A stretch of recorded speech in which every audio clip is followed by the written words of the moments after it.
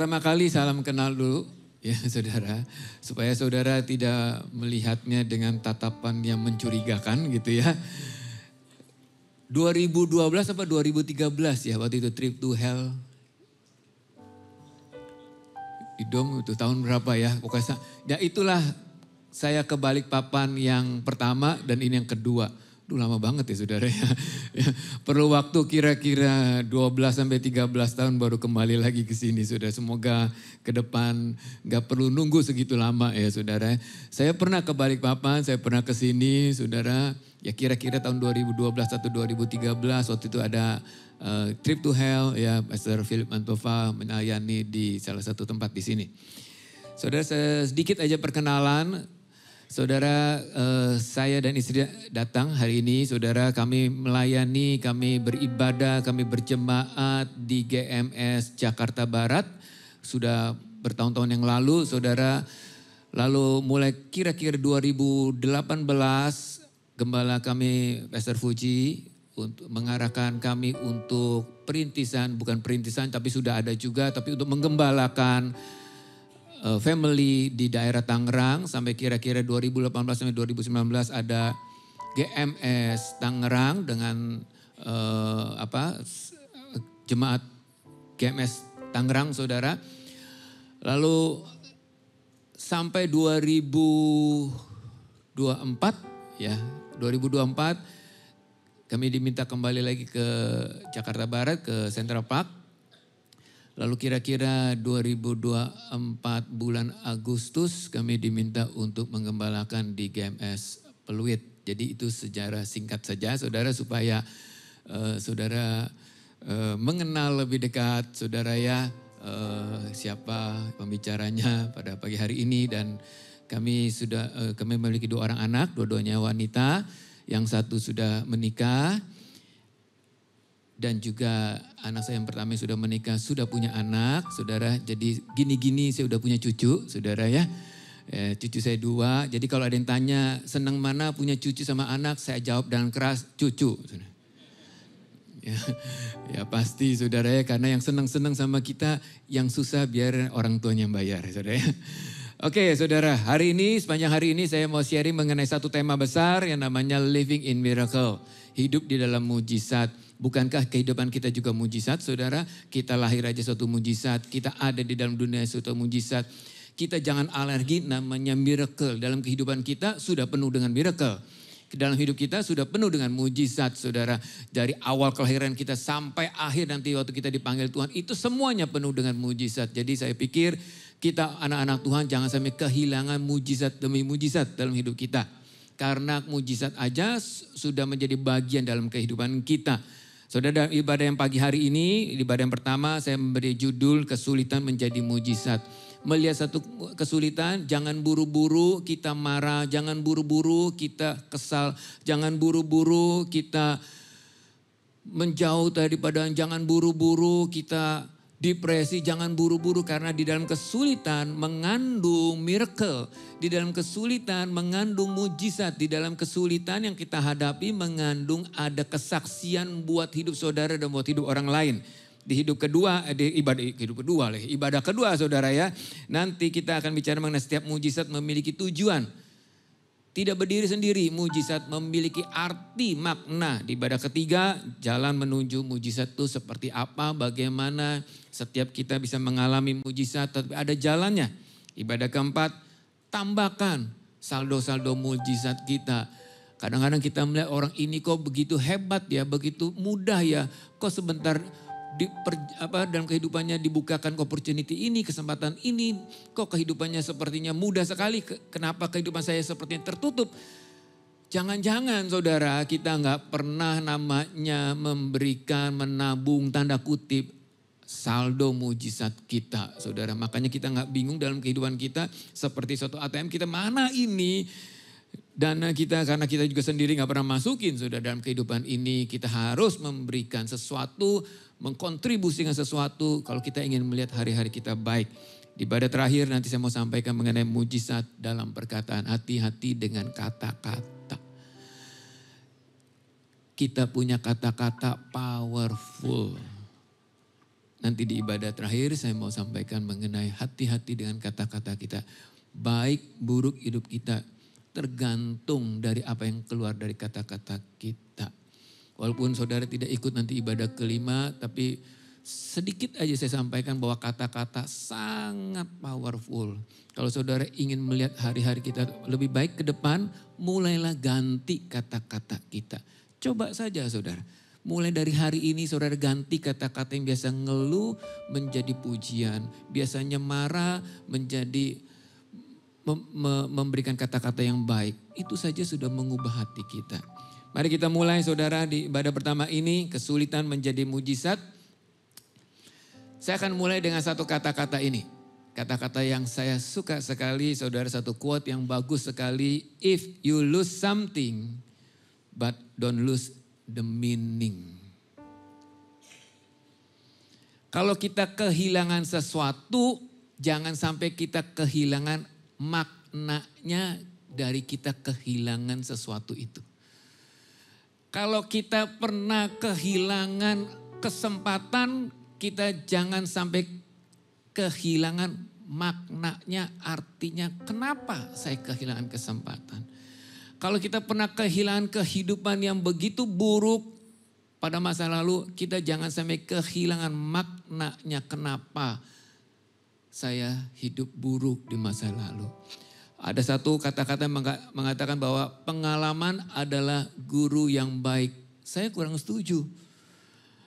Karena semua orang pasti punya pengalaman. Tapi gak semua pengalaman itu menjadi guru yang baik. Pengalaman yang kita lalui begitu saja gak jadi guru yang baik. Tapi pengalaman yang kita evaluasi, pengalaman yang kita pelajari, pengalaman yang kita renungkan, pengalaman yang kita ambil maknanya, pengalaman yang kita pikirkan baik-baik, apa yang salah kita tidak ulang, itulah guru yang baik.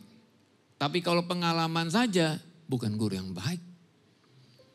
Tapi pengalaman yang kita pelajari, evaluasi, renungkan, pikirkan, dan kita tidak ulangi yang buruk, saudara, itulah guru yang baik. If you lose something, but don't lose the meaning. Kita mungkin pernah kehilangan persahabatan. Jangan sampai kita kehilangan artinya. Kenapa waktu itu kita kehilangan persahabatan? Mari kita mulai saudara. Satu perikop ini cerita yang umum. Cerita yang kalau saudara sudah kenal Tuhan dari kecil. Saudara mungkin dengar cerita ini sudah berulang-ulang. Tapi biarlah cerita ini memulai, kita bisa ambil satu maknanya, meaningnya. Apa buat kehidupan kita. Judulnya adalah Minyak Seorang Janda. 2 Raja-Raja 4 ayat 1 sampai 7. 7 ayat ini saja yang kita akan baca pada perikop pagi hari ini. Nanti kita akan ambil beberapa poin apa sih maknanya dari seorang janda ini yang kehabisan atau yang tidak memiliki apa-apa lagi. Ya, mari kita lihat 2 Raja-Raja 4 ayat yang pertama terlebih dahulu. Ayat yang pertama, salah seorang dari istri-istri para nabi mengadukan halnya kepada Elisa. Sambil berseru, hambamu suamiku sudah mati. Dan engkau ini tahu, sudah hambamu itu takut akan Tuhan. Tetapi sekarang penagih hutang sudah datang untuk mengambil kedua orang anakku. Dalam bahasa Inggrisnya boys, jadi anaknya kita tahu inilah yang mau diambil adalah anak laki-laki. Menjadi budaknya. Saudara, ayat pertama ini menunjukkan apa sih? Ada seorang ibu, ditulis di sini adalah seorang yang ditinggalkan oleh suaminya meninggal, saudara, tapi ditinggalkan dengan anaknya, 2 orang anak, saudara. Lalu dia mengadu atau bercerita kepada Nabi Elisa. Kenapa? Karena suaminya yang sudah meninggal itu tadinya adalah seorang yang bekerja bersama-sama dengan Nabi Elisa. Lalu dia sampaikan tanda kutip keluhannya. Ini saya sedang kepepet sekali, saya sedang terpojok sekali, saya sedang susah sekali, saya sedang tidak bisa berbuat apa-apa lagi karena penagih hutang datang terus ke rumah kami. Dan gak main-main saudara, karena zaman itu berbeda dengan zaman sekarang. Saudara, kalau zaman sekarang mungkin saudara ada sistem asuransi. Kalau kita ditinggalkan oleh orang yang kita dikasih, mungkin kita bisa ada pegangan dan sebagainya. Tapi zaman itu tidak ada. Zaman itu berbeda dengan zaman sekarang. Apa sih poin pertama ini dari ayat ini yang kita bisa ambil saudara? Poin yang pertama adalah masa lalu bisa bersalah. Masa lalu bisa salah. Masa lalu kita mungkin buruk. Masa lalu kita mungkin salah. Siapa yang gak pernah bersalah dengan masa lalu kita? Mungkin kita punya latar belakang yang kacau sekali. Buruk sekali.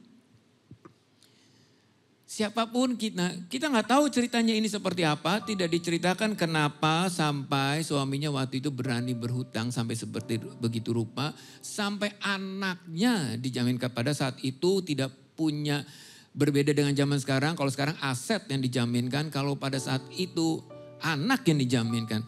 Kenapa sampai suaminya seperti itu kita tidak tahu, tidak diceritakan, tapi intinya sekarang istrinya dan anak-anaknya menghadapi kesulitan. Dengan kata lain, kita juga bisa mengalami hal-hal seperti itu di hari-hari ini. Bahwa masa lalu kita berimbas kepada kita hari ini. Masa lalu kita mungkin pernah buruk, pernah salah. Saudara, ada seorang pengkhotbah yang umurnya 81 tahun, antara 80 atau 81 tahun, seorang wanita, umur 81 tahun saudara, berkhotbahnya saudara masih keras, masih semangat, dan kalau di mimbar masih berjalan kiri kanan saudara. Dan beliau menggembalakan ribuan jemaat saudara. Dan dia adalah pengarang ratusan buku. Catatan terakhir saya baca dalam bukunya 140 buku yang dia pernah karang, mungkin sekarang lebih. Dari umur 40 tahun dia udah mengarang buku. Saya pernah hitung-hitung kira-kira setahun bisa 2-3 buku dia terbitkan. Sekarang umur 81 tahun, seorang pengkhotbah, seorang gembala, seorang penulis buku Kristen yang sangat produktif saudara. Tapi kalau kita lihat latar belakangnya, masa lalunya. Dan dia bersaksi ini berkali-kali. Dan sudah ditayangkan di media dan sebagainya. Oleh sebab itu saya berani ceritakan ini karena beliaulah yang menyaksikan ini. Dia mengatakan saudara, waktu umur dari kecil sampai belasan, umur belasan. Orang tuanya, tepatnya ayahnya, berkali-kali melecehkan dia. Dan dia ceritakan ini menjadi kesaksian supaya orang-orang yang pernah mengalaminya, supaya bangkit. Tapi dia pakai kata yang lebih sopan waktu dia menceritakan ini bersaksinya. Bahwa orang tuanya, ayahnya pernah berkali-kali melakukan hal yang tidak senonoh terhadap dirinya. Tapi suatu saat dia ditegur sama Tuhan, kenapa kamu pakai kata-kata yang memperhalus yang sebenarnya kamu diperlakukan lebih dari itu. Dia mengatakan, Tuhan saya gak tega, gak bisa mengatakan ini. Berikan kesaksian sesungguhnya. Ada satu tayangan, satu ibadah saudara disampaikan bahwa apa yang dilakukan oleh ayahnya terhadap dia. adalah merepnya hampir 200 kali. Masa lalu kita bisa salah. Masa lalu kita bisa buruk. Tapi puji Tuhan, beliau bangkit, dia ketemu Kristus, hidupnya berubah, sekarang menjadi seorang yang sangat produktif, menjadi orang yang sangat memberkati banyak orang, saudara.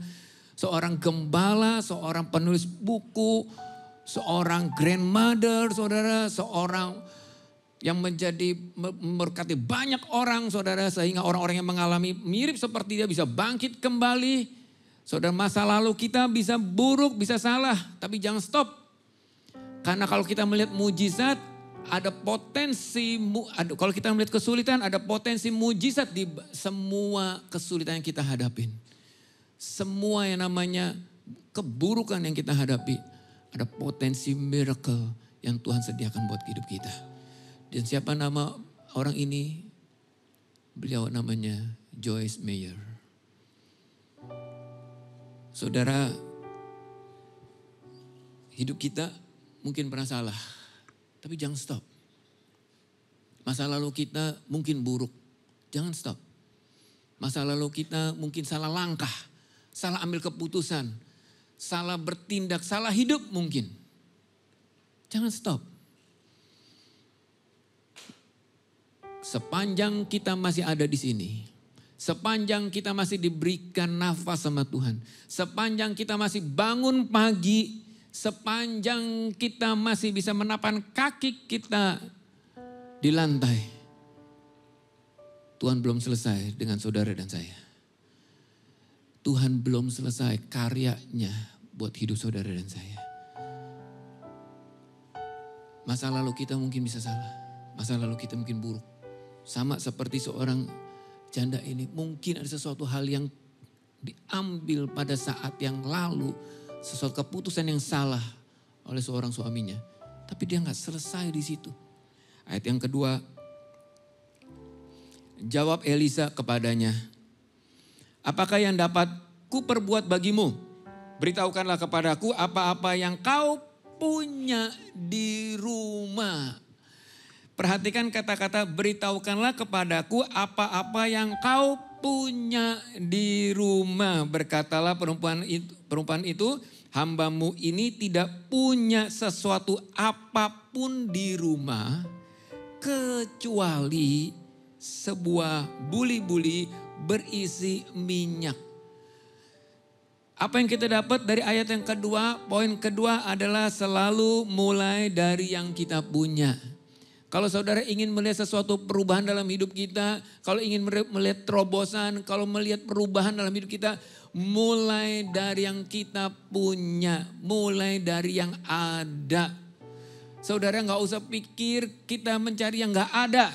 Karena manusia mudah sekali mencari, menemukan sesuatu yang tidak dipunyai, tapi sulit sekali menemukan sesuatu yang sudah dimiliki. Kita ini pinter sekali untuk menemukan apa yang gak kita punya. Wah pengen ini. Gampang sekali. Tapi sulit sekali kita menemukan sebenarnya apa yang sudah kita miliki. Saudara sudah punya keluarga yang bahagia. Pikirkan itu. Saudara sudah memiliki suami, istri, anak-anak, pekerjaan. Banyak orang mengatakan, oh saya ingin bekerja ini dan itu. Saudara apapun yang pekerjaan saudara hadapi sekarang yang saudara miliki. Itu sudah berkat daripada Tuhan. Usaha sekecil apapun yang Tuhan punyai buat kita, itu sudah berkat daripada Tuhan. Elisa mengatakan, beritahukanlah kepadaku apa-apa yang kau punya di rumah. Mau lihat sesuatu perubahan dalam hidup kita, cek apa yang kita punya. Berkali-kali Tuhan pakai metode ini. Kalau Tuhan mengadakan sesuatu perubahan dalam kita, cek apa yang kita punya.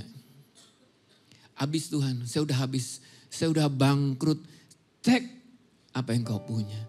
Gak punya apa-apa lagi, gak punya apa-apa lagi. Hubungan saya dengan istri saya sudah berantakan. Cek apa yang masih kamu punya. Dengan anak-anak, dengan keluarga saya sudah habis, sudah berantakan. Cek apa yang kau punya. saudara, apa yang kita punya, saudara, Tuhan gak minta yang gak kita punya. Saudara, perhatikan Keluaran 4 ayat 2. Ini adalah waktu Musa bergumul dengan Tuhan. Waktu Musa disuruh oleh Tuhan untuk memimpin bangsa Israel keluar dari Mesir ke tanah Kanaan, saudara. Inilah diskusi, inilah pergumulan, inilah debat, tanda kutip, Musa dengan Tuhan. Musa mengatakan, saya ini siapa? Saya nggak bisa apa-apa. Saya nggak punya apa-apa, ngomong aja saya nggak bisa. Kurang lebih seperti itulah debatnya. Tapi lihat apa yang Tuhan katakan kepada Musa. Keluaran 4 ayat kedua, Tuhan berfirman kepadanya, apakah yang di tanganmu itu? Jawab Musa, tongkat. Tongkat. Dengan tongkat, saudara, Musa mengadakan banyak hal mujizat. Tongkat. Dengan tongkat dia memimpin bangsa Israel keluar dari Mesir ke tanah Kanaan. Dengan tongkat, saudara, dia mengadakan mujizat di depan Firaun. Dilempar jadi ular. Pegang lagi jadi tongkat. Wah, hebat banget, saudara ya. Kalau dilempar jadi ular terus lupa dipegang lagi, ularnya kemana-mana. Diangkat tongkatnya, terbelah lautan. Dipegang tongkatnya, dipukul gunung batu, keluar air. Diangkat, dipegang dua tangan ke atas. Bangsa Israel menang perang. Pada saat kalau turun tangannya, bangsa Israel kalah. Dengan tongkatnya, saudara. Hal yang sederhana, bukan tongkat. Musa mengadakan banyak mujizat, memimpin bangsa yang begitu besar keluar. Tuhan gak minta apa-apa dalam hidup kita. Mungkin hanya satu skill cukup mengubah kehidupan kita. Satu kesempatan bisa mengubah hidup kita. Satu pertemuan dengan orang bisa mengubah kehidupan kita. Satu firman saja bisa mengubah kehidupan saudara dan saya. Cek apa yang ada. Sama juga seperti metodenya sama, saudara. Waktu Tuhan dengan murid-muridnya. Waktu begitu banyak yang mengikuti Tuhan di sore hari. Dan murid-murid menanyakan, ini gimana orang begini banyak mau dikasih makan apa? Tuhan gak langsung mengadakan mujizat loh. Tuhan tidak langsung berdoa turunkan mana dari surga, tidak. Tuhan tidak membuat satu mujizat yang tidak dipunyai. Langsung jatuh ikan-ikan mungkin dari langit, mungkin saudara. Bisa gak ya? Bisa saja, tidak.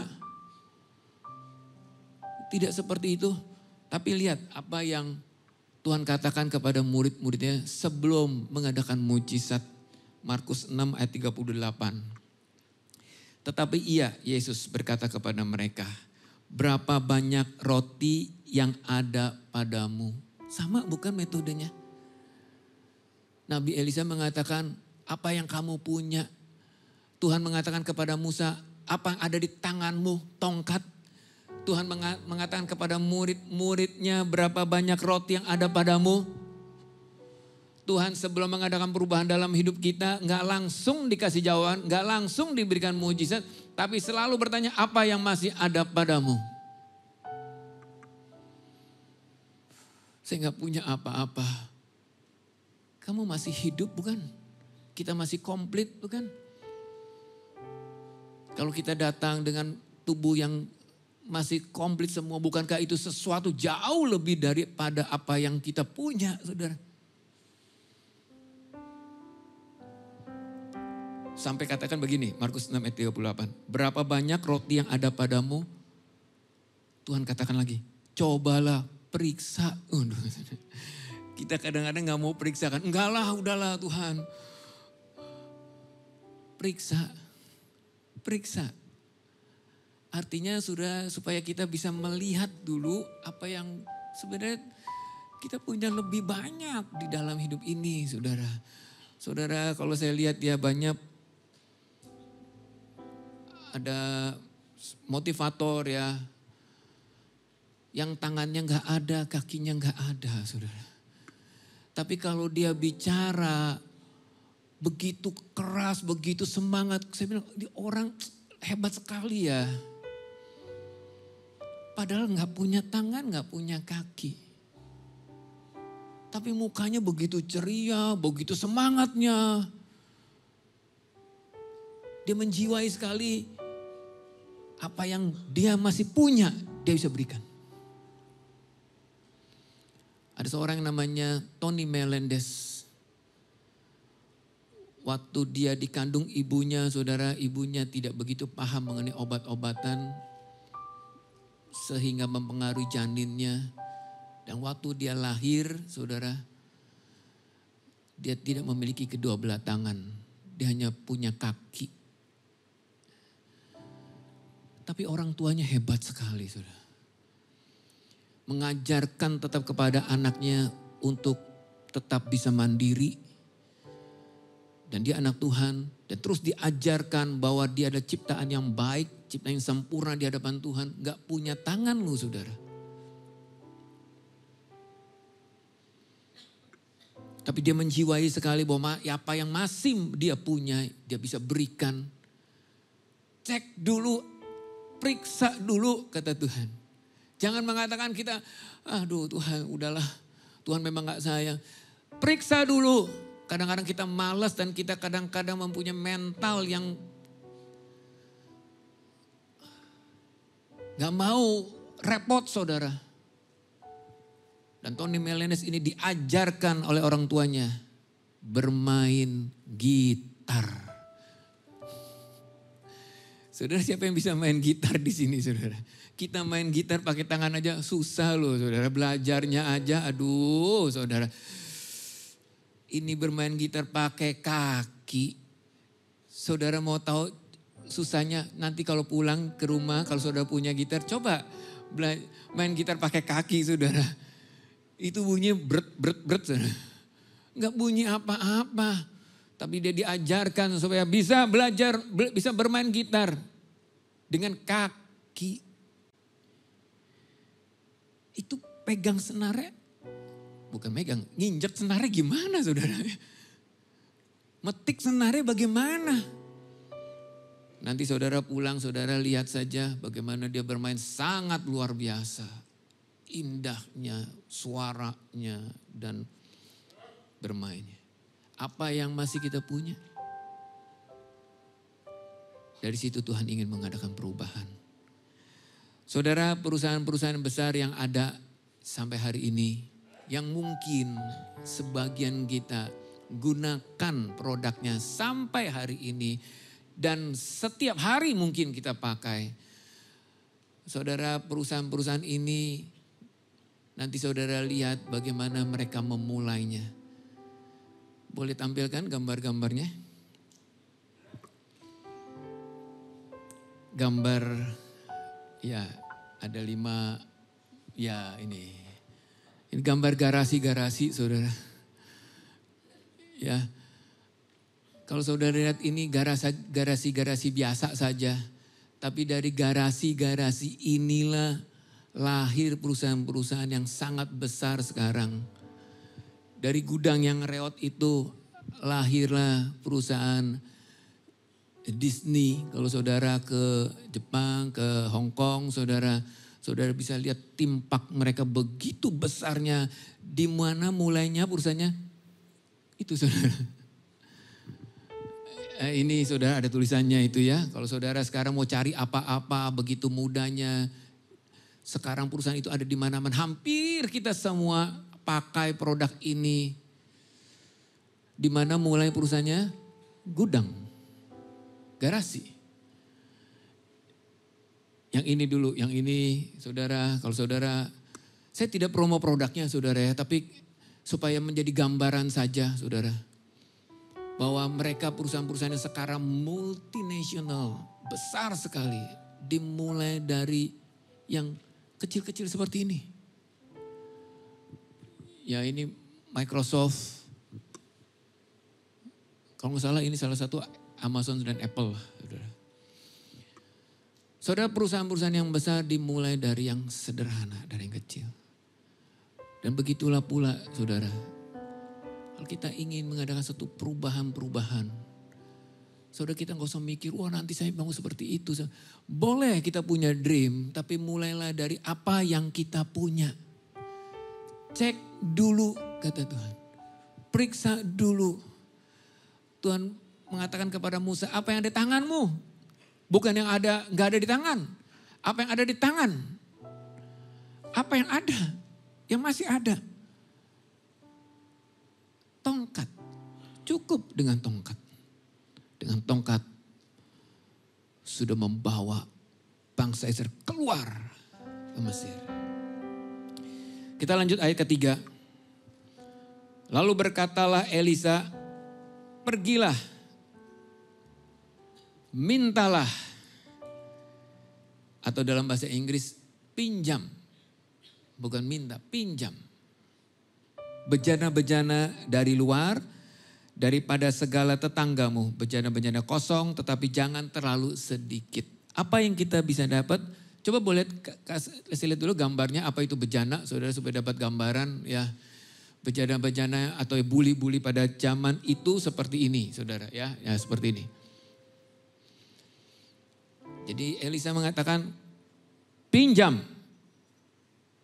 kepada tetangga-tetanggamu. Apa yang kita dapat? Yaitu mintalah bantuan dari rekan-rekan kita. Tidak salah, tapi perhatikan baik-baik. Seorang janda ini kesulitannya apa sih? Kesulitannya keuangan. Tapi dia tidak disuruh oleh Nabi Elisa untuk pinjam uang, tidak. Pinjamlah bejana-bejananya. Apa sih maksudnya, meaningnya? Saudara, saya yakin seorang janda ini setelah selesai itu semua, saudara, bejananya pasti akan dikembalikan. Betul nggak? Nah, mungkin saudara ya udah selesai semua, minyaknya dijual, minyaknya sudah untuk dijual, untuk melunaskan hutangnya, terus bejananya dikit, nggak mungkin. Ya walaupun tidak diceritakan, tapi pasti bejananya akan dikembalikan lagi. So poinnya apa saudara? Ada hal-hal, ada waktunya, ada saatnya saudara kita merendahkan hati kita. Kita boleh bertanya, kita boleh minta advice, kita boleh minta pendapat, kita boleh minta masukan, kita boleh minta doa, kita boleh minta nasihat dari rekan-rekan kita. Inilah waktunya pada saat kita mentok, kita waktu ada masalah, saudara merendahkan hati kita untuk bertanya kepada orang-orang yang memang Tuhan tempatkan di sekeliling kita. Untuk memberikan guide, arahan, masukan dalam hidup kita. Karena kita nggak semua bisa mengerti di setiap bidang. Tidak. Pinjamlah. Pinjamlah tanda kutip ilmunya, pinjamlah tanda kutip nasihatnya, pinjamlah tanda kutip masukannya, pinjamlah tanda kutip arahannya. Coba kita merendahkan hati kita untuk kita mendengarkan dari mereka. Saudara, banyak hal-hal saudara kita tidak mendapatkan sesuatu yang baik karena kita menutup dari orang-orang yang sebenarnya bisa kasih sesuatu buat hidup kita. Ayat keempat. Tetapi ayat keempat, kemudian masuklah, tutuplah pintu. Sesudah engkau dan anak-anakmu masuk, lalu tuanglah minyak itu ke dalam segala bejana, mana yang penuh angkatlah. Tutuplah pintu. Ada saatnya saudara kita harus menutup pintu. Meaningnya apa saudara? Ada saat-saatnya saudara hanya waktu saudara dengan Tuhanlah. Berdoalah, tutuplah pintu. Tutuplah pintu. Tutuplah pintu.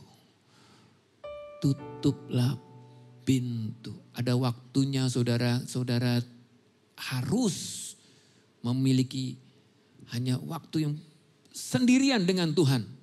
Tutup pintu.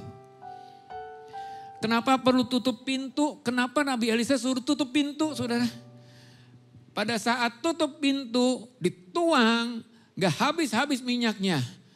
Pada saat tutup pintu, Tuhan bekerja karena pekerjaan ini di luar nalar, di luar pikiran, di luar rasio manusia. Sehingga kalau terbuka, saudara, orang-orang mungkin mikir, lu ngapain? Lu gak salah kerjaan ini, lu gak salah ngambil keputusan ini, lu gak salah. Ada hal-hal, saudara, yang orang lain tidak bisa ikut campur dalam mengambil decision, keputusan. Karena itu hanyalah keputusan saudara dengan Tuhan. Dan pada saat apa? Pada saat tutup pintu. Pada saat saudara hanya sendirian dengan Tuhan. Saudara bertahun-tahun yang lalu, saudara, dalam hati saya selalu timbul kata-kata ini, mulai yang baru, mulai dari nol. Saudara, kata-kata ini mulai yang baru, mulai dari nol, saudara, terus terngiang-ngiang di hati dan pikiran saya, saudara. Dan itu berbulan-bulan saya diskusi dengan orang, saya doakan. Semakin saya bertanya, kadang-kadang saya juga tahu ini hal-hal yang sangat private saya dengan Tuhan. Sulit sekali, mungkin pada saat itu saya menceritakan kepada orang-orang, kepada teman-teman untuk memahami harus satu keputusan yang saya harus ambil. Saya discuss dengan istri hanya satu hal, saya support apa yang kamu ambil keputusan. Saya tidak bicarakan, saya tidak sampaikan apa itu mengenai apa, tapi ada satu hal dalam hidup ini. Tidak terus-terusan, tidak selalu, tidak saudara, tapi ada kalanya saudara dalam hidup ini kita harus tutup pintu. Coba kita lihat saudara Matius 6 ayat yang ke-6. Beginilah Tuhan ajarkan kita berdoa. Tuhan itu ditanya, Tuhan ajari kami berdoa. Matius 6 ayat 6 dikatakan begini, tetapi jika engkau berdoa, masuklah ke dalam kamarmu, tutuplah pintu. Bukankah sama? Nabi Elisa mengajarkan kepada seorang ibu ini, tutuplah pintu. Tuhan mengajarkan pada saat kalau kita berdoa, tetapi jika engkau berdoa masuklah ke dalam kamarmu, tutuplah pintu. Dan berdoa kepada Bapamu yang melihatnya yang tersembunyi akan membalasnya kepadamu. Oh ini tuh tujuannya. Kenapa kita harus punya doa pribadi, kenapa kita harus punya saat-saat private dengan Tuhan. Karena Allah kita Allah yang tersembunyi, dia akan menjawab kita dari tempat yang tersembunyi. Tutuplah pintu. Kapan terakhir kita menutup pintu kita? Kapan terakhir kita punya ruangan doa kita? Kapan terakhir kita punya jam-jam private kita dengan Tuhan? Kapan terakhir kita menghangatkan ruang doa kita kepada Tuhan? Tutuplah pintu. Ambillah komitmen saudara, ada waktu-waktu hanya saudara dengan Tuhanlah.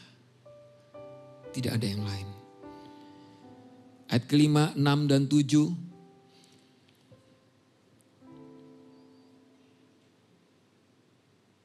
Pergilah perempuan itu daripadanya, ditutupnya pintu sesudah ia dan anak-anaknya masuk. Dan anak-anaknya mendekatkan bejana-bejana kepadanya, sedang ia terus menuang.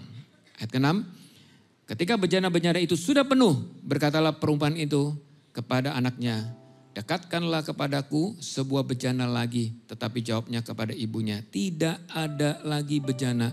Lalu berhentilah minyak itu mengalir. Ayat ke-7, kemudian pergilah perempuan itu memberitahukannya kepada abdi Allah, dan orang ini berkata,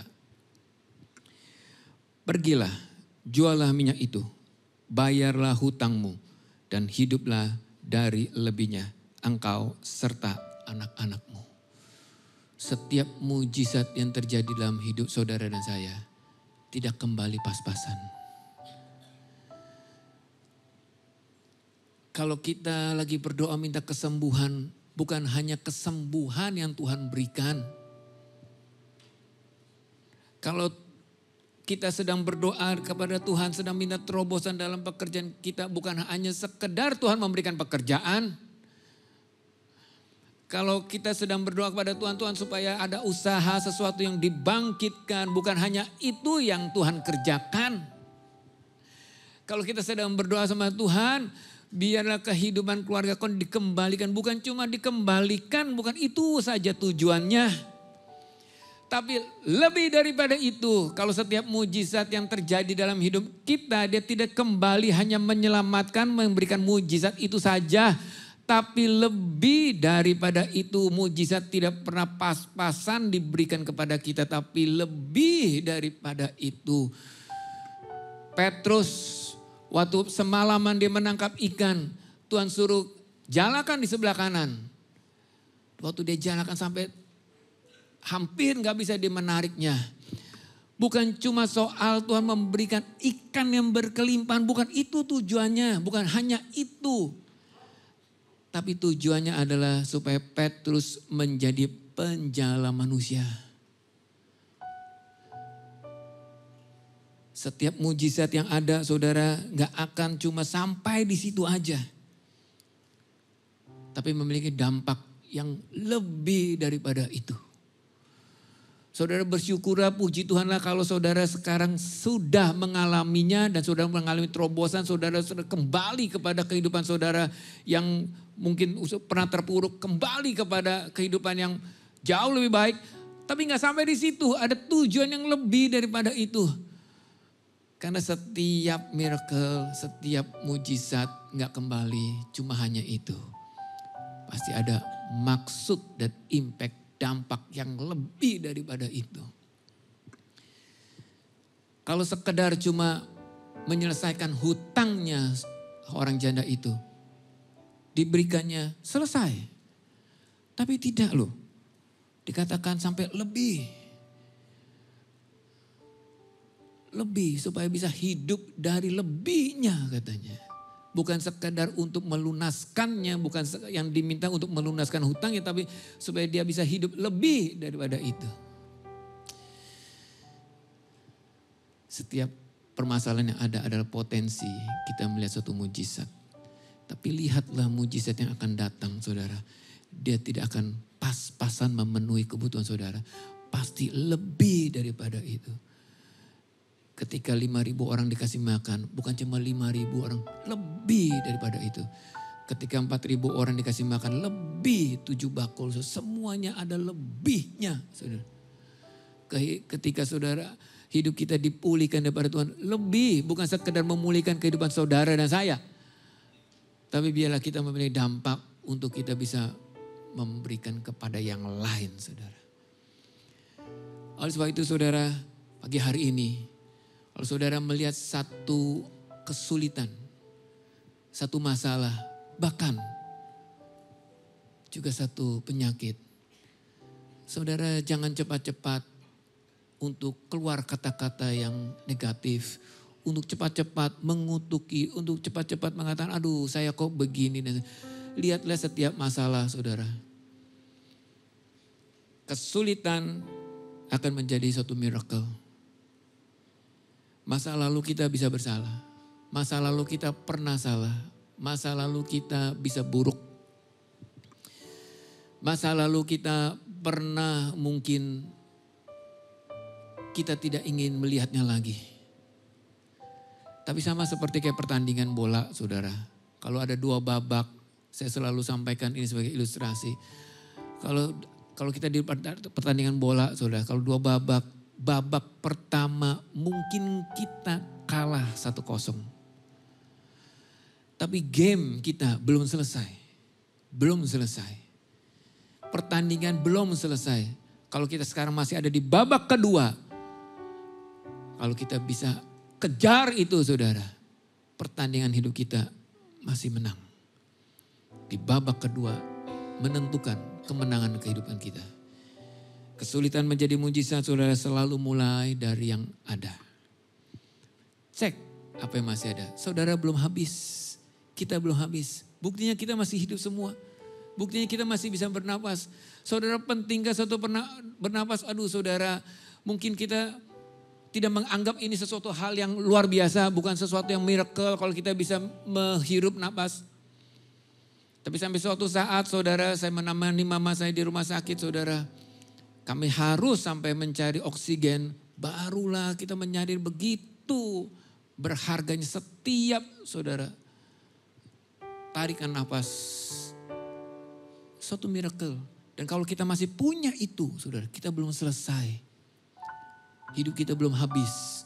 Kita masih memiliki sesuatu yang Tuhan tanya itu supaya kita belajar, kita menjadi fokus. Apa yang Tuhan masih pelihara dalam hidup kita. Apa yang Tuhan taruh dalam hidup kita. Mintalah bantuan. Janganlah sombong. Belajar merendahkan hati untuk minta masukan dari orang-orang yang di sekeliling kita. Untuk mendoakan, memberikan pengarahan. Tutuplah pintu. Ada waktunya saudara punya doa-doa pribadi yang sangat private dengan Tuhan. Bawalah segala kesulitan persoalan saudara ke dalam ruang pribadi saudara. Berdoa secara private di hadapan Tuhan. Dan lihatlah. Setiap mujizat yang Tuhan berikan kepada saudara. Tidak kembali pas-pasan. Pasti berlebih. Tuhan Yesus memberkati. Amin. Mari kita bangkit berdiri.